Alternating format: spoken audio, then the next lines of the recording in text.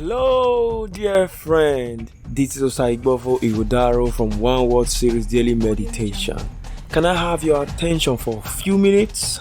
Because I have a very serious matter to discuss with you.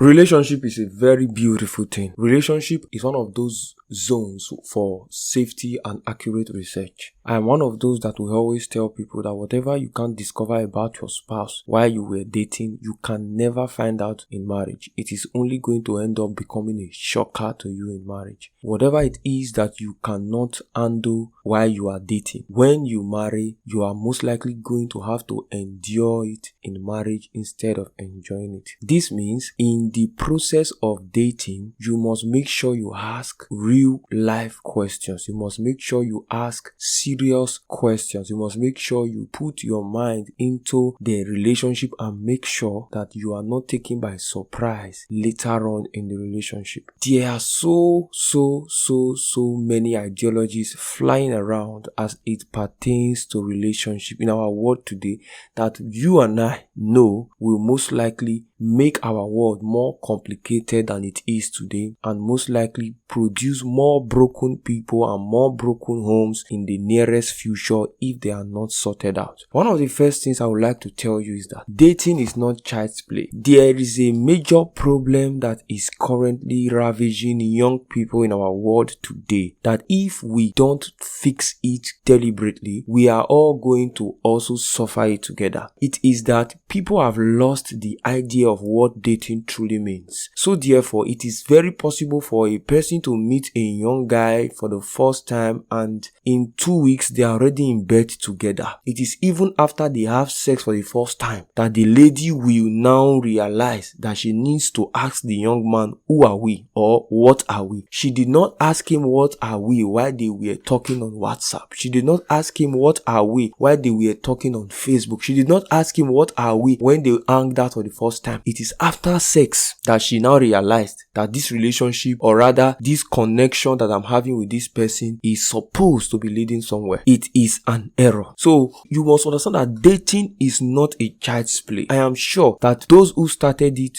saw it as a strategy for accurate research, a strategy that will enable these two people understand themselves before they will go into the marriage proper. Dating is not meant for you to just while away time. Dating is not necessarily for fun. Dating is a process that leads to marriage. I am more interested in talking about Christian dating because Christian dating is going to be the only way we will be able to curb the issues of immorality in our world today. Let me tell you this. Immorality is not freedom. Let me tell you this. The fact that they tell you it's a free world does not mean you should live life as a vagabond. Whatever it is that you do, there will definitely be consequences, whether you are aware or not. This calls us to the reason why we must live life more deliberately. If you have a friend, who is this friend? Is he or she a casual friend? Is he or she a family friend? Is he or she a class friend? Is he or she a church friend? There are different levels of friendship, and these different levels of friendship commands different level of respect and commitment. You don't just allow people bounce in and out of your life simply because you don't want to get bored or you don't want to be alone. Our generation is missing it in an aspect whereby dating has lost its true essence. That it is when two people are having sex together and hanging out together, that is when they say they are dating. So therefore, you can see a young lady who is 19 years old and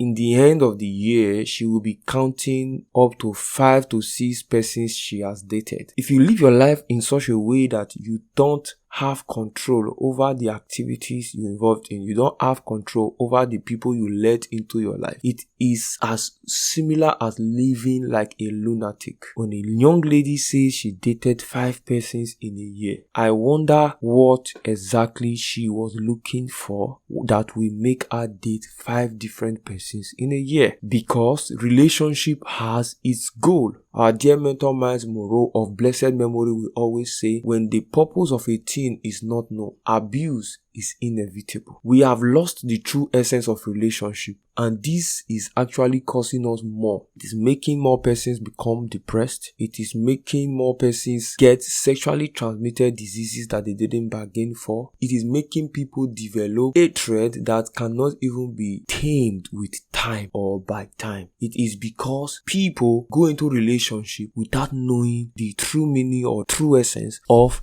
that relationship. Now, if you want to go into a relationship, there are few criteria that you must look out for in that particular person to decide whether this person is worth my time or not. I am going to quickly share this with you in this podcast. Christian relationship is about mutual commitment, not sexual commitment. Mutual commitment talks about two persons who are interested in seeing each other grow genuinely. Genuinely is in quote because some persons want you to grow not because they are interested in seeing people grow, but because they know that when you grow, they will be able to milk you of whatever it is they have invested into you. When some persons see being good as a life, there are people who see being good as an investment. You that is listening to me, you must also do well to make sure that you are not among those who see being good as an investment. And even if you see it as an investment, you should make sure you don't see it as a selfish investment.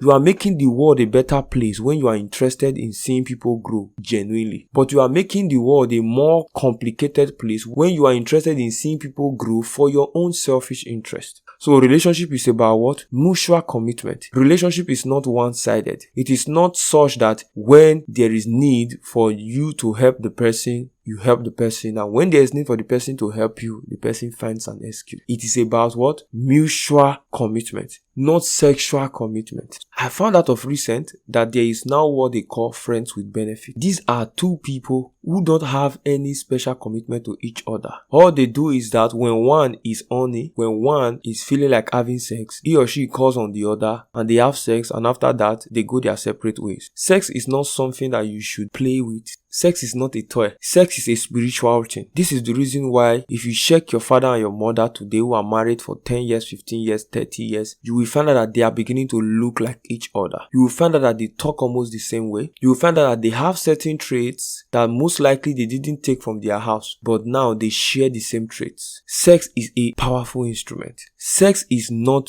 just fun. So if you are having sex with a person, you should understand that you are sharing your spirit with the person. So there are criteria to actually know if a person is truly worth your time in a relationship or not. Because if you don't ask yourself these questions, you are going to find out that you would make a lot of mistakes that are not supposed to be made. If you must date a person, then the person must be your friend. The person must be your friend. It is not something that you should do on the basis of assumption. It is not something that you should do on the basis of trial and error. As a matter of fact, when a person experiences too many heartbreaks, it affects the lifespan of the person. And when I'm talking about lifespan, I'm not talking about the number of years that the person will live. I'm talking about the person's ability to trust and give his or her all to a relationship. There are some persons today who will tell you that all men are the same. There are some persons today who will tell you all women are the same. They are not saying it because they assumed. It is because they had an experience. But on the other hand, you would also find out that these are actually people who dated a large number of persons, 5 to 7 persons within a space of a year. And I ask myself, what exactly were you looking for when you were dating such a large number of persons within a space of 1 year? It is when you don't know what you want. That is when you make a lot of errors. When you don't know what you want. When you know what exactly you want from your relationship, the mistakes will be less.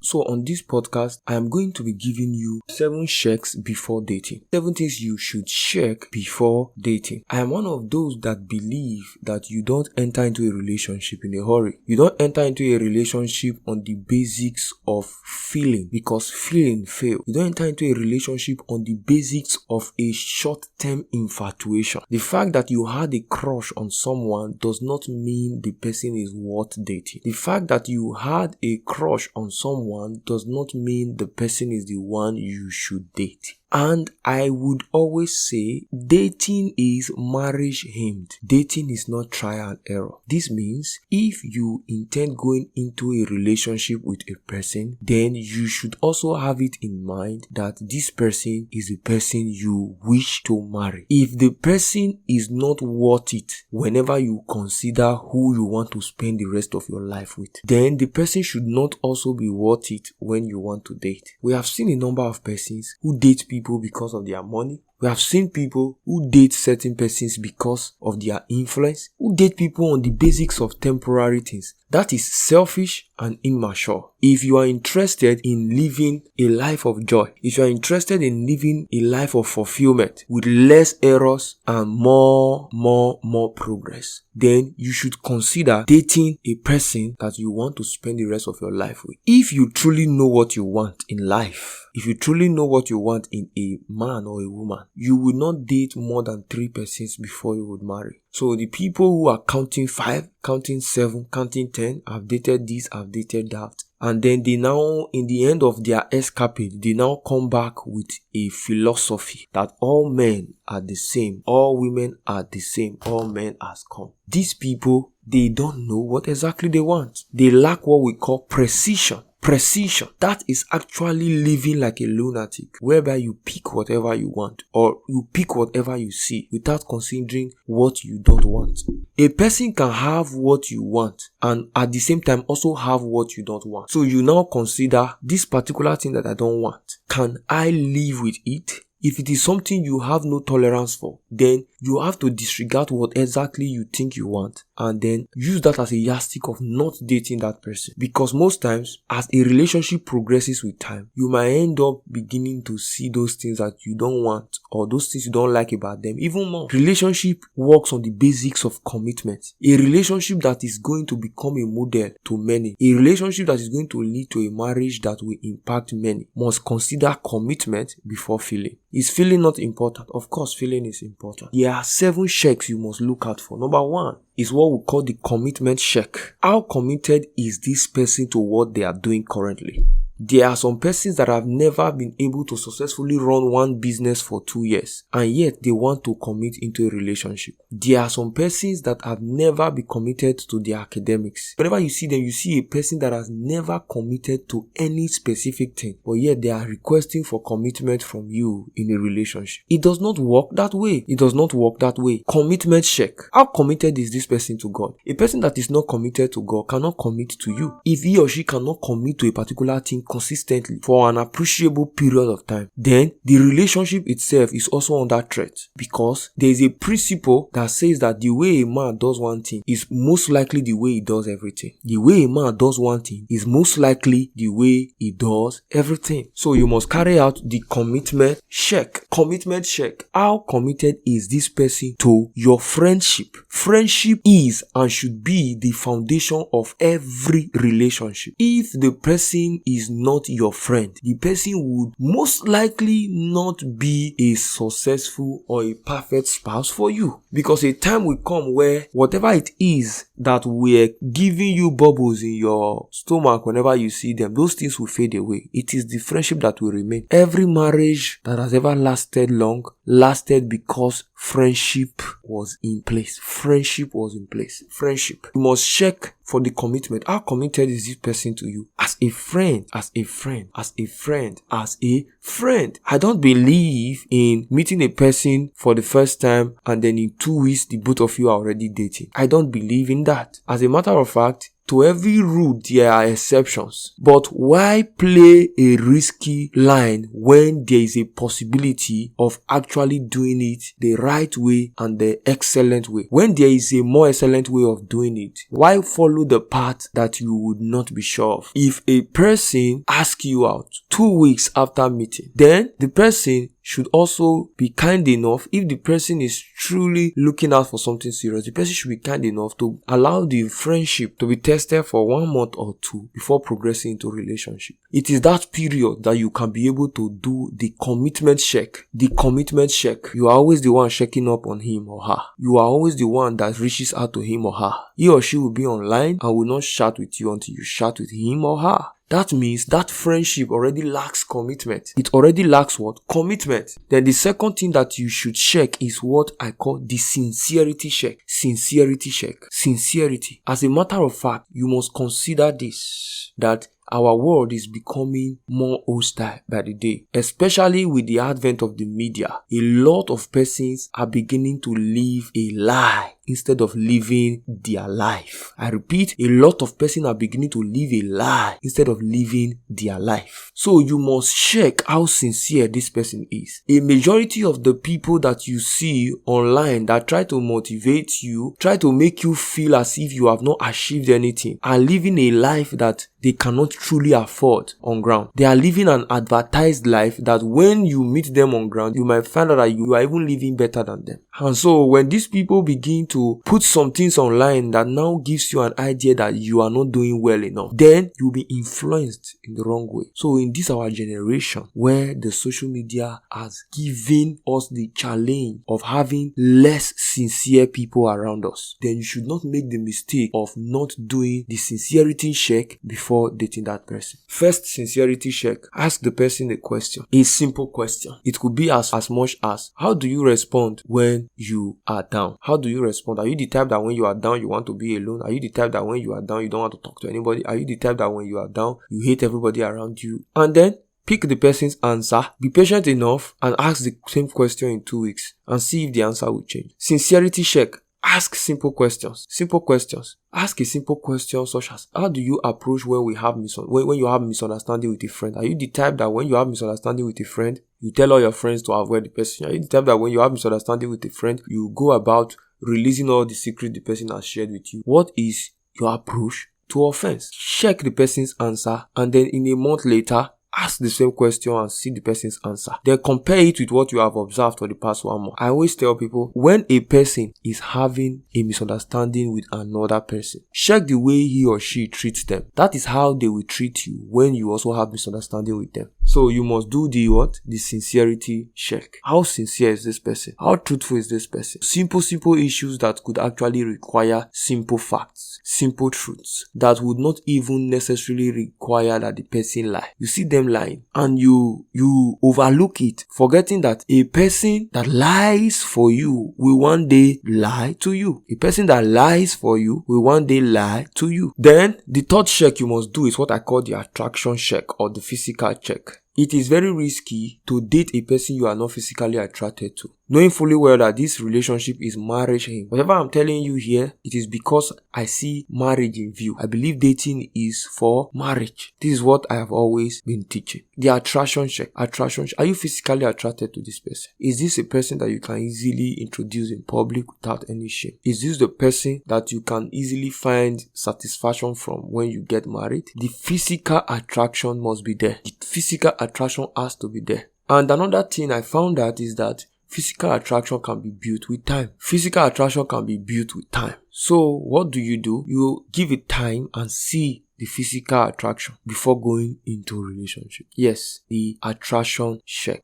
A person that is not physically attracted to you will most likely be tempted to cheat on you when they find themselves in the situation where they have no choice. A person that is not physically attracted to you will most likely not be proud to associate with you in public. A person that is not physically attracted to you will most likely not see you as an asset. So this physical check is very, very important. Then another thing you also have to check is what I call the environment check. Who are the friends of this person? The environment check. Who are the friends of this person? Do you like his or her friends? Do you find it a pleasure associating with his or her friends? Who are the mentors of this? Is what I mean by environment. Because through this, you will be able to know who are those that influence the thoughts and actions of this person. If you are not proud to associate with the friends of a person, then you would be deceiving yourself to be proud of associating with the person. Self-deceit is when you are not proud to associate with a person's friends and yet you claim you are proud to associate with them. Forgetting that a man's friend actually forms his thought patterns. A man's friend actually forms a majority of the force that have an influence over his thought pattern and his actions. Don't deceive yourself. Don't deceive yourself. If you are not proud to associate with his or her friends, then there is a challenge. The challenge is that in most times you are going to end up being a nagging spouse. For example, there are persons who have friends who are full of curse words, and you now decide to date such a person. Your partner is most likely also going to be full of curse words, and that can actually give birth to a partner that would abuse you orally a number of times. At times, even jokingly not knowing that it is not funny to you. Environment check. What are the systems of accountability that this person has? Who is this person's pastor? Does this person have a person he or she fears? These are environment checks. Does this person have a person he or she fears? Does this person have a person he or she is loyal to?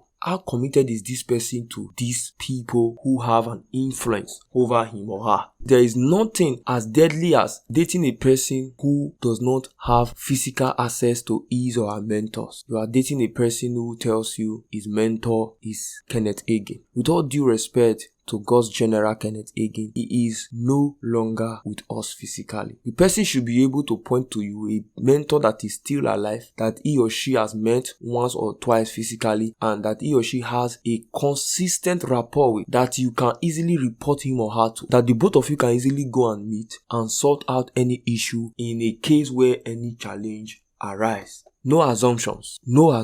Environment, it matters. You also do what I call the vision check. What influences this person? What makes this person wake up every day? What are the plans that this person has that you see that you can be a part of? Relationship is beyond romance. It's beyond buying each other gifts. It's beyond smiling at each other and talking on phone for hours. The truth is that those parts of romance that come with relationship will not pay the bills. What will pay the bills is the vision that these people have and how committed they are in pursuing the vision. Before you date a person, you must find out what drives the person. Especially for the females, you must understand that whoever it is that you are dating and you are going to marry is going to be the person driving you. It's going to become the driver of your life forever. So you have to check who is driving or what is driving the person that is now going to be driving you. Do you understand that? It's very important. What is the vision that this person has? These are things you ask and these are things you observe, because our generation is becoming more deceptive. There are people who have answers to every question, but when you check their life, you don't see evidences of those their answers. When you ask a young man, what is your plan for the next 1 year? He can give you very beautiful things. He can even give you a PowerPoint slide that explains all his plans. But when you check his life, you will see that every of the visions he is sharing lack execution. That is what we call noise.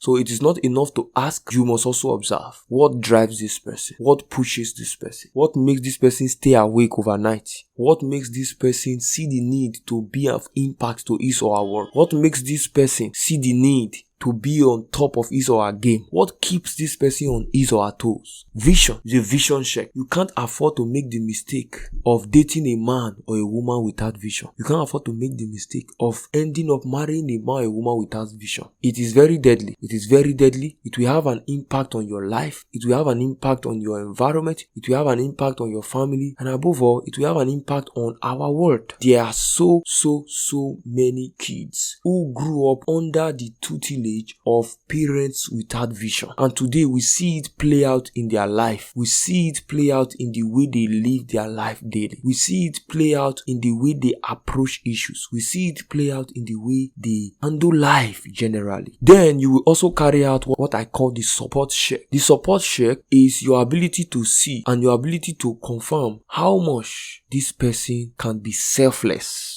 Our world needs more selfless people. We have too many selfish people in our world today, and it is affecting virtually every sector of our world. People go into things on the basis of what they want to gain, not necessarily on the basis of the impact that thing we have in the world. You must check how supportive is this person. How supportive is this person to your vision? How supportive is this person to the vision of others? How supportive is he or her?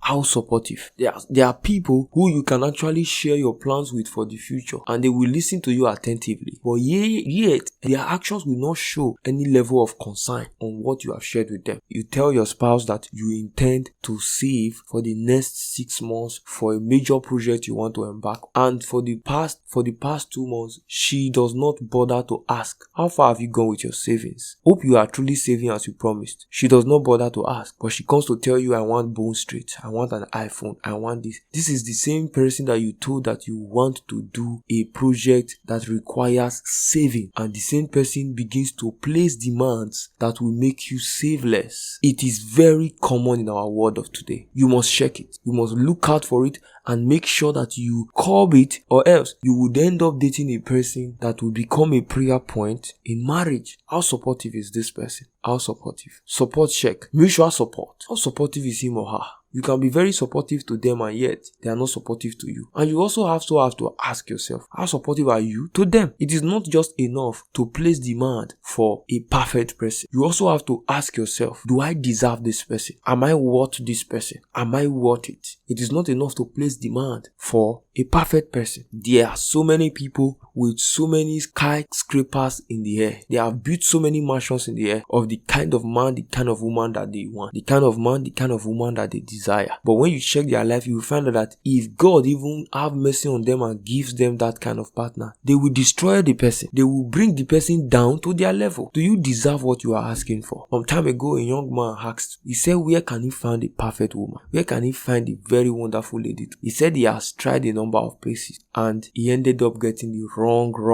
people. And I told him, I said there is only one location where you can get the perfect person that will be perfect for you, because you most likely will not find any perfect person in this world, but you would definitely find a person that will be just perfect for you. And the location where you will find that person is called the secret place. The secret place. That is where you find the perfect person. You will never be able to detect if a person is perfect for you unless God helps you to choose. I told him, I said that you cannot marry God's daughter if you are not God's son-in-law. If God is not your father-in-law, you can't marry his daughter. There are so many wonderful people in the world, so many amazing people, but you cannot find them elsewhere aside the secret place. There are so many wonderful people. I tell you of a truth, all men are not the same, all women are not the same. Men are not scum, and men are not shits. There is a man somewhere who has not bowed to the forces of the media, who has not bowed to the forces of this world, that is influencing young people and beginning to make them become beasts of body. And the only way you will be able to find such a person is when you are in the secret place. Not all ladies are Ron's girls, but you will not find out. You will not be able to choose properly if you are not in the secret. And lastly, what you must check before agreeing to date a person is called the maturity check.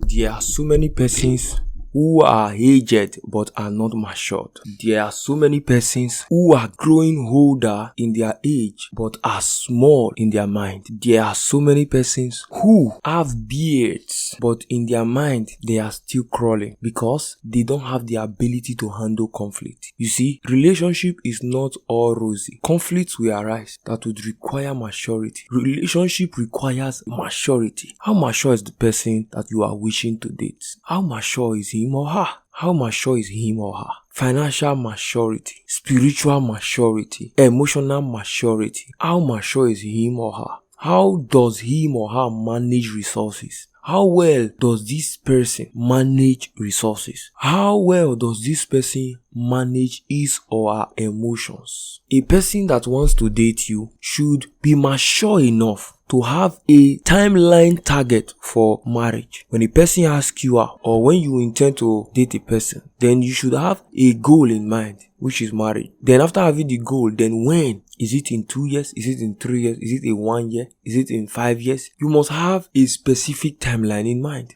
Maturity. It takes maturity to take responsibility. It takes maturity to take responsibility. It takes maturity to be responsible for your own life. It takes maturity to understand that time waits for no man. It takes maturity to understand that your life is in your hands. It takes maturity to understand that your mindset will always be the one that controls whatever it is that is obtainable in your life. Your mindset is your transport fare to destiny. You are wherever you are now today because that is where your mindset could place you. And you will only end up where your mindset can take you. Your mindset is your power to destiny. A man that is not mature in his mind can never grow. So you check, how mature is this person? Is this person willing to learn? There is a movement that is currently growing in our world of today, and this movement is training women that are not ready for submission. If a woman is not ready for submission, then she shouldn't consider marriage. As a matter of fact, if she is not going to consider marriage, then she should not consider dating. I can tell you of a truth that there is no single scripture that tells you marriage is compulsory. It is not compulsory, but you must also abstain from sexual immorality. You must abstain from sexual immorality. Paul was not married. Jesus was not married. And they lived a happy life and even fulfilled purpose. Marriage is for those who are willing to submit. How mature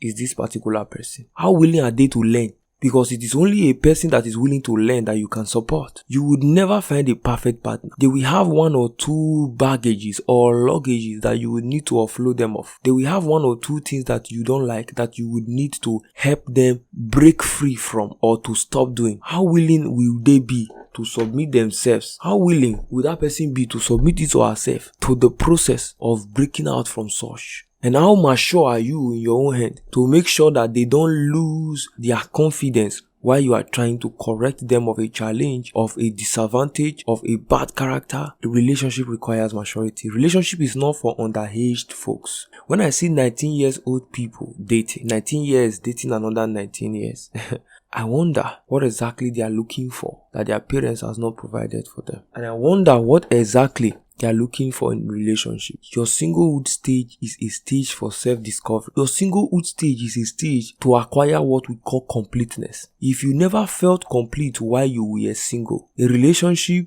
will not make you complete. A relationship will only make you become a liability to whoever it is you finally choose to date. You must first be complete in yourself as a single. You must first be complete in yourself and be confident in your own future as a single before you can entrust someone with your time and with your energy for a relationship.